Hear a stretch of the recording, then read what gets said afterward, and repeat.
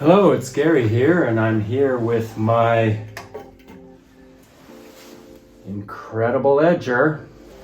I think this is the best machine there is out there. I mean, it's not like I've tried every machine that's out there, but I really think this is a good one, and I'll tell you why. It's on rollers, so it's very, very smooth. You can make nice, smooth passes. It's not at all sticky, so you can preserve the smoothness of that rocker curve very well with this machine. Yeah, it's on rollers here. This is the carriage for the most standard blades. The Revolution and maybe hockey blades that have plastic molding don't fit in that carriage, so there's another one for, like for example, I use Revolution blades, so because they have this plastic molding, this other carriage is too wide, it doesn't fit for that, so it has a carriage where I can clamp that in to sharpen my blades. And now as far as preserving the rocker on the blade, this is one of the 3 principles of good sharpening. I already mentioned in previous videos about choosing the best radius of hollow, and I talked about getting the sharpening level so that both the outside and inside edges feel the same sharpness all the way down the blade. That's what levelness is all about. Well, if I'm going to show you today, I'm going to change I'm going to bring the camera in a little closer so you can see as I sharpen the skates, and I'm going to tell you a few tricks, skate sharpeners, for ensuring that you get take the same amount of metal off all the way along as you sharpen the blade. You don't want to, many sharpeners make the mistake of taking too much metal off in this critical part of the blade here and also at the end. And so I'm going to show you now how to address that problem. Okay, I'll see you in a bit. I'm just going to change the camera so you can zero in, and when I do that, you'll be able to see, I'm going to talk about what I'm doing as well, but you'll be able to see the spark coming off this stone as I sharpen the blades. And basically you want to keep the same speed and pressure all the way as you're making the pass, but you have to start somewhere and you have to end somewhere. So you end with no pressure. When the blade's not touching the stone, there's no pressure. So you got to somehow start, add pressure. And I put the stone on the blade, kind of like an airplane landing on a runway, right behind the toe pick, and I speed up, I accelerate, so that by the time I get to this tangent point here where the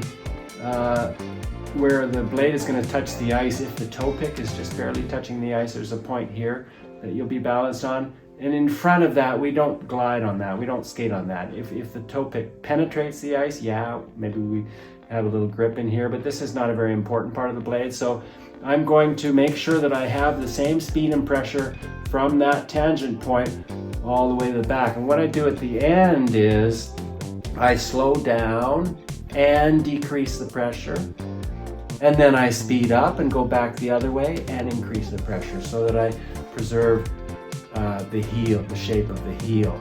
The heel's not so important. If you round the heel off, it's not as critical. It's not a very important part of the blade at all. In fact, frankly, I'd prefer not to have one. I prefer like a dance style blade that doesn't have that protruding heel. I think it's completely unnecessary. But anyway, so here we go. All right, so I'll see you in a bit.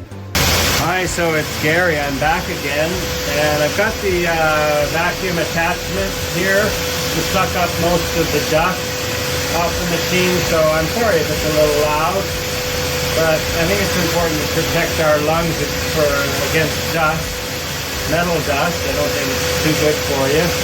So I'm going to show you, like I was saying, about how I make passes of the blade against the stone so that I preserve the shape of the rocker radius.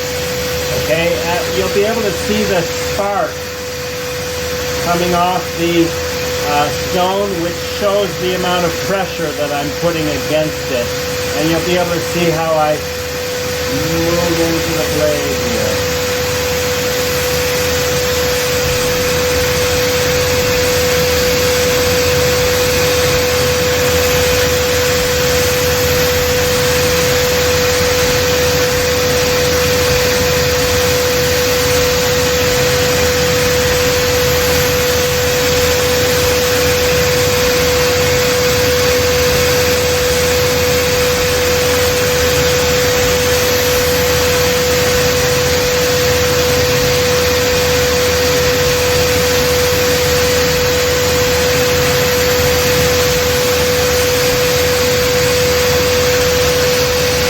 You can see that I start just like an airplane landing on a runway kind of idea here, and gradually increase pressure. I've got constant speed and pressure all the way along, and I do a fairly slow pass.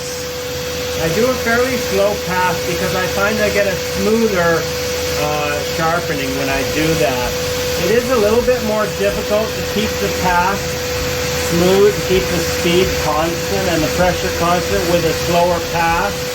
But if I, if I relax and I breathe well, I can keep that pass very smooth, and I can keep the speed and pressure quite constant the whole way. And with a slow pass, I get a smoother grind. Okay, so yeah, skate sharpeners. This is one other way that you can help to satisfy your customers and prolong the life of the blade by preserving that shape of that rocker. Okay, signing off. Okay, bye now.